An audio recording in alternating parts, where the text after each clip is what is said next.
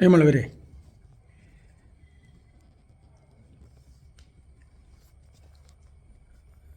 ഹിന്ദുക്കൾക്കും ക്രിസ്ത്യാനികൾക്കും ഖുർആനെക്കുറിച്ചും ഹദീസിനെക്കുറിച്ചും വലിയ അറിവില്ലെന്ന് നമുക്കറിയാം. അതെന്താ കാരണം?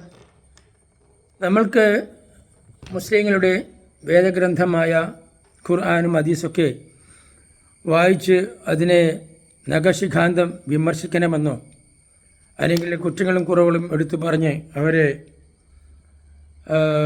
വിഷമിപ്പിക്കണമെന്നുള്ള താല്പര്യമൊന്നും പൊതുവേ നമുക്കാർക്കുമില്ല. എന്നാൽ ഇത് തുടങ്ങിയത് മുസ്ലിം പണ്ഡിതന്മാർ ഈ ബൈബിളിനെയും അതുപോലെ തന്നെ ഗീതയെയും എല്ലാം വെച്ചുകൊണ്ട് വിമർശിക്കുന്നു, അധിക്ഷേപിക്കുന്നു. പലതരത്തിലായ അധിക്ഷേപങ്ങൾ അവർ ചൊരിഞ്ഞിട്ടുണ്ട്. ഞാൻ അതിലേക്ക് കടക്കുകയല്ല. എന്തിനായാലും ശരി, മുസ്ലിങ്ങൾ ബൈബിൾ വായിച്ച് പഠിക്കുന്നു. അതാണ് നാം മനസ്സിലാക്കേണ്ടത്. അവർ വളരെ കൃത്യമായിട്ട് ബൈബിൾ വായിച്ച് പഠിക്കുകയും അങ്ങനെ പഴയ നിയമത്തിലെ നാം ഒന്നും അംഗീകരിക്കാത്തവ പഴയ നിയമത്തിലെ പല കാര്യങ്ങളും വെച്ചുകൊണ്ട് പൊതുവേ ക്രിസ്ത്യാനികളെ തേജോവധം ചെയ്യുന്നതായ അവസ്ഥയിലൊക്കെ തന്നെ പല മുസ്ലിം പണ്ഡിതന്മാരെ നാം കണ്ടിട്ടുണ്ട്. മുഹമ്മദ് ഇസ എന്ന് പറയുന്നതായ ഒരു മുസ്ലിം പണ്ഡിതൻ, നല്ലൊരു പ്രഭാഷണമാണ് അദ്ദേഹത്തിൻ്റേത്, കേട്ടിരിക്കാൻ തോന്നും. പക്ഷേ അയാൾ പറഞ്ഞതിലെ സത്യം എന്തെന്ന് മനസ്സിലാക്കണമെങ്കിൽ ബൈബിളിനെക്കുറിച്ച് നാം ആദ്യം മനസ്സിലാക്കിയിരിക്കണം. അതുപോലെ തന്നെ അവർ നമ്മളെക്കുറിച്ച് പഠിച്ച് അവതരിപ്പിക്കുന്ന അതേ അവസരത്തിൽ നമുക്ക് ഖുർആനും ഹദീസും നല്ലവണ്ണം പഠിച്ച് അതിനെക്കുറിച്ച് മനസ്സിലാക്കി അതും ജനങ്ങളുടെ മുമ്പിൽ അവതരിപ്പിക്കണം. അതാണ് നാം ചെയ്യേണ്ടത്. നാം ഒരു കിണറ്റിൽ കിടക്കുന്ന തവളയെപ്പോലെ ബൈബിൾ മാത്രം വായിച്ച് പഠിച്ച് പ്രാർത്ഥിച്ചുകൊണ്ട് നടന്നുകൊണ്ട് ഒരു കാര്യവുമില്ല. നാം ചുറ്റുപാട് നോക്കണം. മറ്റു മതങ്ങളുടെ വേദഗ്രന്ഥങ്ങൾ പഠിച്ച് മനസ്സിലാക്കിയിരിക്കണം. അങ്ങനെ നമ്മളെ വിശ്വാസം മൂട്ടി ഉറപ്പിക്കണം. ഇതാണ് എനിക്ക് നിങ്ങളോട് പറയാനുള്ളത്. അതുകൊണ്ട് എനിക്ക് പറയാനുള്ളത് ഖുർആനും ഹദീസും അതുപോലെ തന്നെ ഭഗവത്ഗീതയും ഒക്കെ തന്നെ ഈ ബൈബിളിനോട് കൂടി വായിച്ച് മനസ്സിലാക്കിയിരിക്കണം.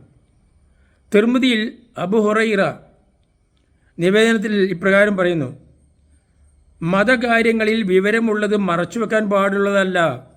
അപ്പം മതകാര്യങ്ങളിൽ വിവരമുള്ളത് മറച്ചു വയ്ക്കാൻ പാടില്ല. അത് ഏത് മതമായിക്കോട്ടെ, ഏത് മതങ്ങളും ആയിക്കോട്ടെ, നാം അത് മറച്ചു വയ്ക്കാൻ പാടില്ല. അപ്പം നാം പഠിച്ചിരിക്കുന്നത് നാം തന്നെ എന്ത് ചെയ്യണം? അത് പ്രസിദ്ധപ്പെടുത്തണം.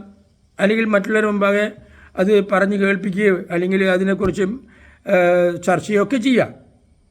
അപ്പോൾ അതുകൊണ്ട് ഞാൻ പൊതുവെ എനിക്ക് ഈ ഖുർആനും ഹദീസൊക്കെ വായിച്ച് പഠിക്കാൻ വലിയ താല്പര്യമാണ്. എനിക്ക് വലിയ ഇഷ്ടമാണത്. അതുകൊണ്ട് ഞാനത് എപ്പോഴും വായിക്കുകയും പഠിക്കുകയും ചെയ്യുന്ന കൂട്ടത്തിലാണ്. അപ്പോൾ ഞാൻ പഠിച്ച് മനസ്സിലാക്കി ചില കാര്യങ്ങളിൽ, അത്യാവശ്യമായ ചില കാര്യങ്ങൾ, നാം അറിഞ്ഞിരിക്കേണ്ട ചില വസ്തുക്കളൊക്കെ തന്നെ നിങ്ങളുമായി പങ്കുവെക്കാൻ ഞാൻ ആഗ്രഹിക്കുകയാണ്. അത് ഹദീസാണ് ഞാൻ ആദ്യമായിട്ട് തുടങ്ങുന്നത്. ഹദീസിൽ ബുഖാരിയുടെ ബുഖാരിയുടെ സഹീഹായിട്ടുള്ള ഹദീസാണ് നാം ഉദ്ദേശിക്കുന്നത്. അപ്പം നമുക്ക് അതിനെക്കുറിച്ച് കുറച്ചൊക്കെ പഠിക്കാം, മനസ്സിലാക്കാം. അതുകൊണ്ട് ഞാനിതിവിടെ ആരംഭിക്കുകയാണ്. അപ്പോൾ ബുഖാരിയിൽ നിന്ന് ഞാനത് ആരംഭിക്കുന്നു.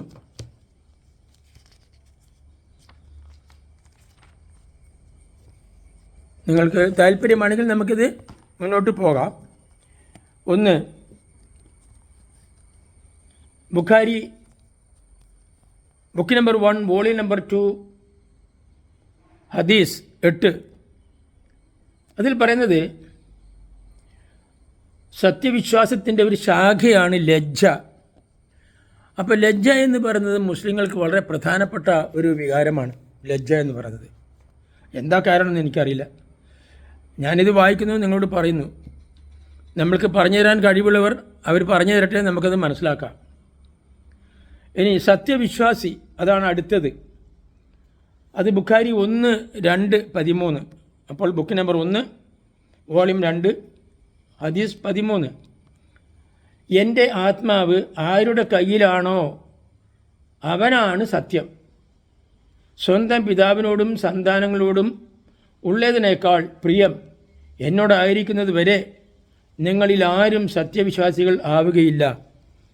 അപ്പോൾ സ്വന്തം പിതാവും മക്കളോട് നാം കാണിക്കുന്ന ആ സ്നേഹത്തിൽ ഉപരിയായി അള്ളാഹുവിൽ നമ്മുടെ സ്നേഹം ഉണ്ടാകണം. ഒരു സത്യവിശ്വാസിക്ക് വേണ്ടത് അതാണ് എന്നാണ് ഇവിടെ പഠിപ്പിക്കുന്നത്. ഇനി മറ്റൊന്ന്, ഇബ്നു ഉമർ നിവേദനത്തിൽ പറയുന്നത് എന്താണ്? അതിൽ മുഹമ്മദ് നബി ഇപ്രകാരം പറയുന്നുണ്ട്: അള്ളാഹു അല്ലാതെ മറ്റൊരു ആരാധ്യനില്ലെന്നും മുഹമ്മദ് അള്ളാഹുവിൻ്റെ ദൂതനാണെന്നും സാക്ഷ്യം വഹിച്ച് നമസ്കാരം മുറപ്രകാരം അനുഷ്ഠിക്കുകയും സക്കാത്ത് നൽകുകയും ചെയ്യുന്നതുവരെ അവരോട് യുദ്ധം ചെയ്യുവാൻ എന്നോട് കൽപ്പിച്ചിരിക്കുന്നു. അതവർ നിർവഹിച്ചു കഴിഞ്ഞാൽ തങ്ങളുടെ രക്തത്തെയും ധനത്തെയും എൻ്റെ പിടുത്തത്തിൽ നിന്ന് അവർ രക്ഷിച്ചു കഴിഞ്ഞു. എന്ന് പറഞ്ഞാൽ എന്താ? അമുസ്ലിങ്ങളായിട്ടുള്ള ജനങ്ങൾ അവരെന്ത് ചെയ്യണം? അള്ളാഹുവിനെ സ്വന്തം ദൈവമായി സ്വീകരിക്കുന്നത് വരെ ഈ ലോകത്തിൽ യുദ്ധങ്ങൾ ഉണ്ടാകണമെന്നാണ് പറഞ്ഞത്. അങ്ങനെ അതവർ നിർവഹിച്ചു കഴിഞ്ഞാൽ, അള്ളാഹുവിനെ സ്വീകരിച്ചു കഴിഞ്ഞാൽ തങ്ങളുടെ രക്തത്തെയും ധനത്തെയും എൻ്റെ പിടുത്തത്തിൽ നിന്നും അവർ രക്ഷിച്ചു കഴിഞ്ഞു. അല്ലെങ്കിൽ നമ്മുടെ ധനം നമുക്ക് നഷ്ടപ്പെടും, നമ്മുടെ ജീവൻ നമുക്ക് നഷ്ടപ്പെടും. അപ്പോൾ അള്ളാഹുവിനെ സ്വീകരിച്ചില്ലെങ്കിൽ അതൊക്കെയാണ് സംഭവിക്കുക എന്നുള്ള നിലയ്ക്കാണ് ഇവിടെ ഈ വചനം നമ്മളെ പഠിപ്പിക്കുന്നത്. ബുഖാരി 1:2-24. ഇനി മറ്റൊന്ന്,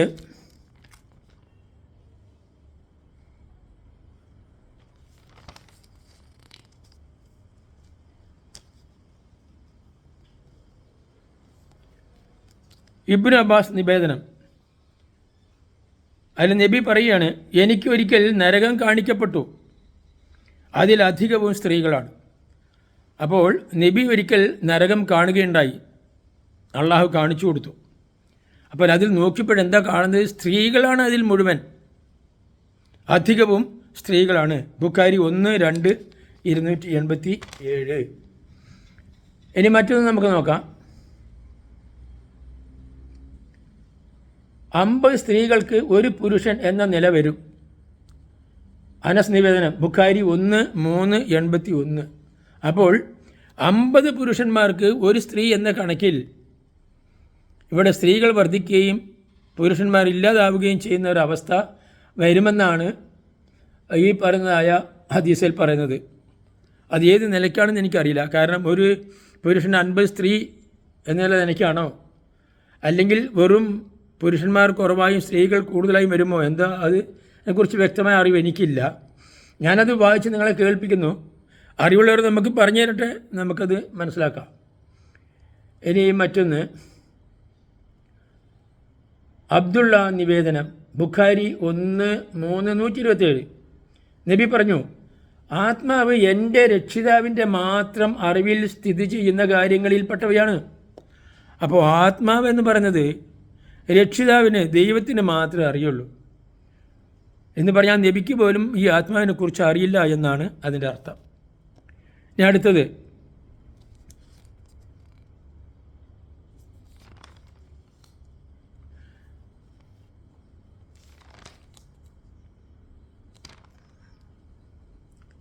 അബൂ മാലിക് പറഞ്ഞു: ശുദ്ധി വിശ്വാസത്തിൻ്റെ നേർപകുതിയാകുന്നു. ശുദ്ധി വിശ്വാസത്തിൻ്റെ നേർപകുതിയാകുന്നു. അപ്പോൾ വിശ്വാസത്തിലേക്ക് നാം അടുക്കണമെങ്കിൽ ആദ്യം നാം ശുദ്ധിയുള്ളവരായിരിക്കണം. അത് മാനസികവും ശാരീരികമായി ആയിരിക്കണമല്ലോ. എന്തായാലും ശരി, അങ്ങനെ ഒരു വാക്യമാണ് നാം ശുദ്ധിയുടെ കാര്യത്തിലിവിടെ കാണുന്നത്. പിന്നെ ശുറൈഹ് ഇബ്നു ഹാനി പറയുന്നു: അല്ലാഹുവിൻ്റെ ദൂതൻ സ്വർഗത്തിൽ പ്രവേശിച്ചു കഴിഞ്ഞാൽ ഒന്നാമതായി ചെയ്യുന്നത് എന്താണ്? ആയിഷ പറഞ്ഞു, അത് പല്ല് തേക്കലാണ്. അപ്പോൾ ആയിഷയാണ് ഇവിടെ അത് പറയുന്നത്. അല്ലാഹുവിൻ്റെ, അതായത് സ്വർഗത്തിൽ നബി ആദ്യമായി പ്രവേശിച്ചു കഴിഞ്ഞാൽ ആദ്യമായി നബി ചെയ്യുക പല്ല് തേക്കുകയായിരിക്കും എന്നാണ് പറയുന്നത്. അത് മുസ്ലിമിലാണ് ഈ ഹദീസ് ഉള്ളത്. ഇനി മറ്റൊന്ന് ആയിഷ നിവേദനമാണ്. നബിമാരുടെ ചര്യകളിൽപ്പെട്ട 10 കാര്യം ഇവിടെ ആയിഷ പറയുന്നുണ്ട്. അത് ഏതൊക്കെയാണ് അതിൽ പറയുന്നത്?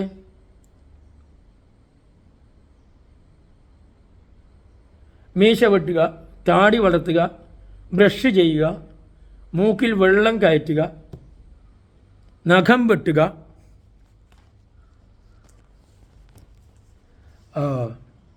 വിരൽ മടക്കുകൾ കഴുകുക, കക്ഷം പറിക്കുക, ഗുഹ്യഭാഗത്തെ രോമങ്ങൾ കളയുക, ശൗചം ചെയ്യുക. 10ാമത്തത് ആയിഷ മറന്നുപോയി. അത് വായു കഴുകലാണോ എന്തോ എന്ന് അവർക്ക് ഓർമ്മയില്ല എന്നാണ് മുസ്ലിമിൽ കാണുന്നത്. അടുത്തത് നമുക്ക് നോക്കാം. ജാബിറിയ ദൈവദൂതൻ പറഞ്ഞു സ്വർഗത്തിൻ്റെ താക്കോൽ പ്രാർത്ഥനയാകുന്നു.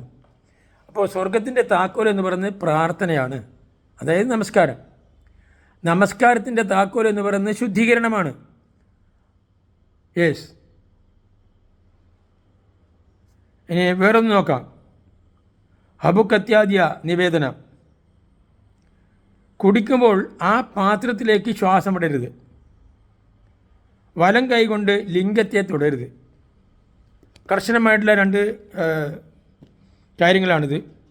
കുടിവെള്ളം നാം കുടിക്കുമ്പോൾ നമ്മളെ ശ്വാസം ഈ വെള്ളത്തിലേക്ക് വിടരുത്, ഉച്ഛ്വാസം വെള്ളത്തിലേക്ക് ആയിപ്പോകരുത്. അതുപോലെ പുരുഷന്മാർ വലത് കൈ കൊണ്ട് ലിംഗം തുടരുത്, അത് അശുദ്ധിയാണെന്നാണ് പറയുന്നത്. ബുഖാരി 1:4-155.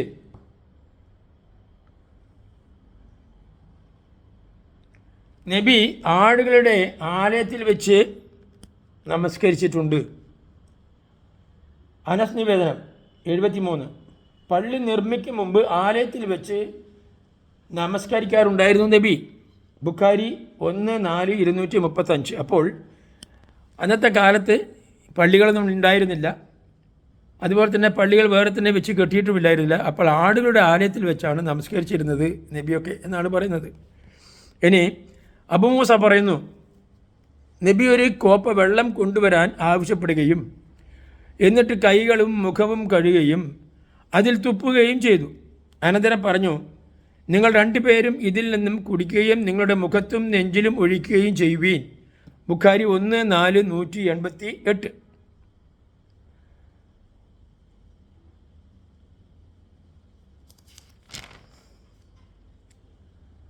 വേറൊരു നിവേദനം നമുക്ക് നോക്കാം.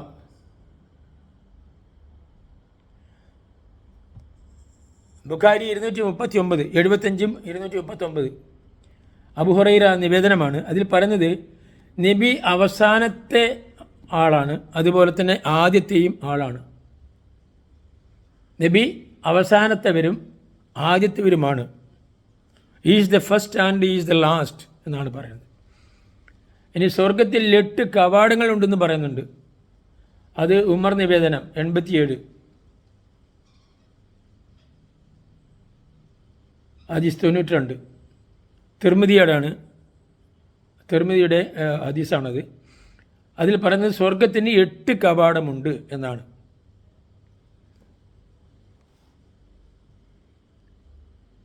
The gate way of heaven എത്ര 8 ആണ്. ഇനി മറ്റൊന്ന് അബു ദാവൂദ് 10 കൊല്ലത്തേക്ക് വെള്ളം കിട്ടിയില്ലെങ്കിലും ശുദ്ധമായ മണ്ണ് കൊണ്ട് ഒരു മുസ്ലിമിൻ്റെ വുസു നിർവഹിക്കാവുന്നതാണ്. തീർച്ചയായിട്ടും അറേബ്യൻ ഭാഗത്തൊക്കെ നമുക്കറിയാം, അവിടെ വെള്ളം കിട്ടാൻ ക്ഷാമമാണ്. മണലാരണ്യത്തിൽ മരുഭൂമിയിൽ വെള്ളം കിട്ടാൻ വിഷമമാണ്. പക്ഷേ 10 കൊല്ലം നിങ്ങൾക്ക് വെള്ളം കിട്ടിയില്ലെങ്കിലും ശുദ്ധമായ മണ്ണ് കൊണ്ട് ഒരു മുസ്ലിമിനെ ശുദ്ധി വരുത്താവുന്നതാണ് എന്നുള്ള ഒരു ഹദീസാണത്. ആയിഷ നിവേദനം. നബി ആയിഷയുടെ മടിയിൽ ആർത്തവ സമയത്ത് ചാരിക്കിടന്നിട്ട് ഖുർആൻ വായിക്കാറുണ്ട്. ആയിഷ നിവേദനത്തിൽ പറയുന്നതാണത്. ബുഖാരി 1:6-296. അപ്പം നബി ആയിഷയുടെ മടിയിൽ ആർത്തവ സമയത്ത് ചാരിക്കിടന്നുകൊണ്ട് ഖുർആൻ വായിക്കാറുണ്ട്. എന്ന് പറഞ്ഞാൽ ഒരു ആർത്തവമായ സ്ത്രീ തൊട്ടുകൂടാത്ത തീണ്ടിക്കൂടാത്ത മാറ്റി നിർത്തപ്പെടുന്ന ഒരു സ്ത്രീയല്ല. അവർക്ക് അത്തരം അശുദ്ധി ഒന്നുമില്ല എന്നാണ് ഇവിടെ കാണുന്നത്. അബു സഈദുൽ ഖദരി നിവേദനം, നരകവാസികളിൽ അധികം ആളുകളും സ്ത്രീകളാണ്. ബുഖാരി 1:6-31. ഇത് പല സ്ഥലത്ത് പറയുന്നുണ്ട്, സ്ത്രീകൾ ആണ് ഈ നരകത്തിൽ അധികവും എന്ന് പറയുന്നുണ്ട്. ഇനി മറ്റൊന്ന്, സ്ത്രീയുടെ സാക്ഷ്യത്തിന് പുരുഷൻ്റെ സാക്ഷ്യത്തിൻ്റെ പകുതി സ്ഥാനമേ ഉള്ളൂ. സ്ത്രീയുടെ സാക്ഷ്യത്തിന് പുരുഷൻ്റെ സാക്ഷ്യത്തിൻ്റെ പകുതി സ്ഥാനമേ എന്ന് പറഞ്ഞാൽ എന്താ? ഒരു പുരുഷന് പകരം 2 സ്ത്രീ എന്നാണ് അതിൻ്റെ അർത്ഥം. ഒരു പുരുഷൻ ഒരു കാര്യത്തിന് സാക്ഷ്യം പറയുന്നതിന് സമമാണ് 2 സ്ത്രീകൾ പറയുന്നത്. ഒരു സ്ത്രീ പറഞ്ഞാൽ ആ സാക്ഷ്യം സ്വീകരിക്കുകയില്ല, 2 സ്ത്രീകൾ പറഞ്ഞെങ്കിൽ മാത്രമേ സ്വീകരിക്കുകയുള്ളൂ. അതേസമയത്ത് പുരുഷനാണെങ്കിൽ ഒരാൾ പറഞ്ഞാൽ മതി എന്നാണ് അതിൻ്റെ അർത്ഥം. മറ്റൊന്ന്, സ്ത്രീകൾക്ക് ബുദ്ധി കുറവാണ്. സ്ത്രീകൾ നന്നേ ബുദ്ധി കുറവുള്ളവരാണ്. ബുഖാരി 1:6-301. സ്ത്രീകൾ മയ്യത്തിനെ അനുഗമിക്കരുത്.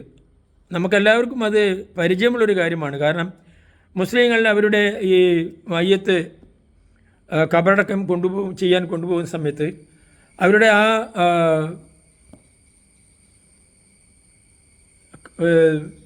മയ്യത്തിനെ അനുഗമിക്കുന്നതായിട്ട് സ്ത്രീകൾ അനുഗമിക്കുന്നതായിട്ട് നാം കണ്ടിട്ടേ ഇല്ല ഇന്നുവരെ. കാരണം അത് നിഷേധിച്ചിരിക്കുന്ന കാര്യമാണ്. അത് ബുഖാരി 1:61-310. ഇനി മറ്റൊന്ന് അനസ് നിവേദനം, ബുഖാരി 1:6-315 ഇപ്രകാരം പറയുന്നു, ഗർഭപാത്രത്തിൽ ഒരു മലക്കിനെ അള്ളാഹു നിയമിച്ചിട്ടുണ്ട്.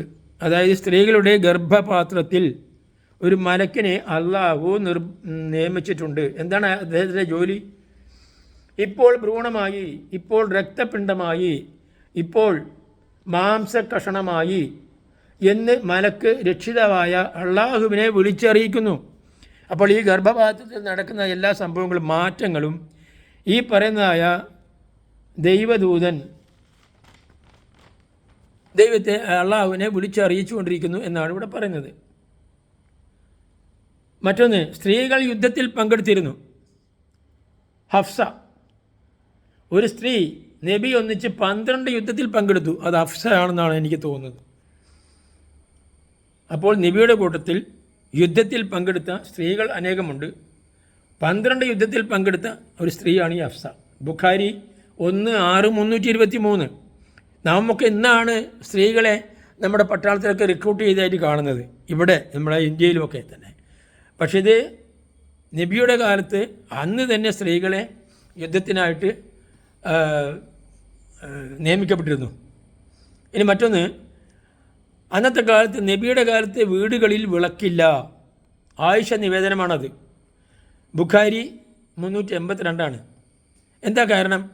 ചെറിയ ഒരു ഓലപ്പുരയാണ്, ഓലമേഞ്ഞ, അതായത് ഈ ഈന്തപ്പനയുടെ ഓലമേഞ്ഞതായ ചെറിയ കുടിലുകളായിരിക്കും. ആ കുടിലുകളിൽ വിളക്ക് വയ്ക്കാൻ പാടില്ല. വെച്ച് കഴിഞ്ഞാൽ തീ പിടിച്ച് അത് ആപത്തും ഉണ്ടാകും. അതുകൊണ്ട് വിളക്ക് ആരും തന്നെ വെക്കാറില്ല എന്നാണ് പറയുന്നത്.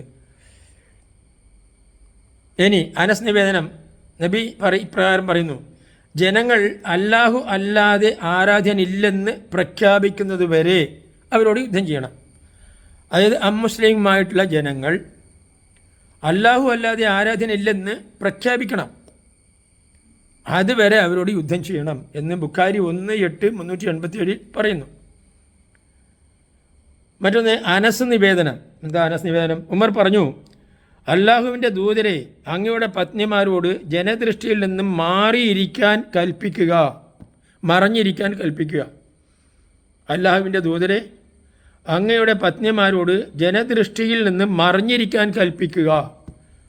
ഉമർ അങ്ങനെയാണ് പറഞ്ഞു. ഉമർ നബിയുടെ ഒരു പത്നിയെ കണ്ടപ്പോൾ നബിയുടെ പത്നിയാണെന്ന് അയാൾക്ക് മനസ്സിലാക്കാൻ കഴിഞ്ഞു. ഉടനെ തന്നെ നബിയോട് പറഞ്ഞു, അങ്ങയുടെ പത്നിമാരോട് ജനദൃഷ്ടിയിൽ നിന്നും മറഞ്ഞിരിക്കാൻ കൽപ്പിക്കുക. അപ്പോൾ അതിനുശേഷമാണ് പർദ്ദയുടെ ആയത്ത് അവതരിപ്പിച്ചത് എന്നാണ് പറയുന്നത്. ബുഖാരി 1:8-395. അങ്ങനെയാണ് പർദ്ദ നിലവിൽ വരുന്നത്. അബു ഹുറൈറ, അബു സയ്യിൽ, ദുൽഖദരി നിവേദനം. അതിനകത്ത് പറയുന്നത് നബി ഇങ്ങനെ പറയുന്നുണ്ട്, മുഖത്തിന് നേരെയും വലത് ഭാഗത്തും തുപ്പരുത്, എന്നാൽ ഇടത് ഭാഗത്തേക്ക് തൻ്റെ ഇടത് കാലിൻ്റെ ചുവട്ടിലേക്ക് തുപ്പാം. അപ്പോൾ ഒരു മനുഷ്യൻ അദ്ദേഹത്തിന് തുപ്പാൻ തോന്നുമ്പോൾ നേരെ മുഖത്തിന് നേരെ ഇങ്ങനെ ഫേസ് ഇങ്ങനെ നേരെ തുപ്പരുത്, മുന്നോട്ട് തുപ്പരുത്, വലത് ഭാഗത്തും തുപ്പരുത്. അതേസമയത്ത് ഇടത് വശത്ത് കാലിന് അടിയിൽ സമീപമായിട്ട് തുപ്പാം എന്ന് പറയുന്നു. ഇത് പള്ളിയിൽ നിസ്കാരത്തിനിരിക്കുമ്പോഴും ഇങ്ങനെ തന്നെയാണ്, ഇടത് വശത്തേക്കാണ് തുപ്പാനായിട്ട് പറയുന്നത്. അനസ് നിവേദനം മറ്റൊന്ന്, പള്ളി നിർമ്മിക്കുന്നതിന് മുമ്പ് നബി ആടുകളെ കെട്ടിയിരുന്ന സ്ഥലത്ത് നമസ്കരിക്കാറുണ്ട്. നാം നേരത്തെ പറഞ്ഞല്ലോ, വീണ്ടും അതന്നെ ബുഖാരിയിൽ പറയുന്നു 1-8-421. ഇനി മറ്റൊന്ന് ആയിഷ നിവേദനം, ഇബ്നു അബ്ബാസ് ആയിഷയുടേതാണത്, ഇബ്നു അബ്ബാസ് നിവേദനമാണ്. നബിക്ക് മരണരോഗം വന്ന് കിടക്കുമ്പോൾ, മരണരോഗം വന്ന് കിടന്നപ്പോൾ ഇങ്ങനെ ശപിച്ചിരുന്നു. എങ്ങനെ? ജൂതന്മാരെയും ക്രിസ്ത്യാനികളെയും അള്ളാഹു ശപിക്കട്ടെ. അപ്പോൾ അദ്ദേഹം മരണശയ്യയിൽ കിടന്നുകൊണ്ട് അദ്ദേഹം പറഞ്ഞതായ അവസാനത്തെ വാക്കുകളിൽ ഒന്നാണിത്, ജൂതന്മാരെയും ക്രിസ്ത്യാനികളെയും അള്ളാഹു ശപിക്കട്ടെ. ബുഖാരി 1-8-427. അപ്പോൾ നമുക്ക് ഇന്ന് ഇത്രയും പറഞ്ഞിവിടെ അവസാനിപ്പിക്കാം. നിങ്ങൾക്ക് താല്പര്യമാണെങ്കിൽ നമുക്ക് വീണ്ടും ഇത് തുടർന്ന് പോകാം. എന്നെ കേട്ട നിങ്ങൾക്ക് എല്ലാവർക്കും നന്ദി, നമസ്കാരം.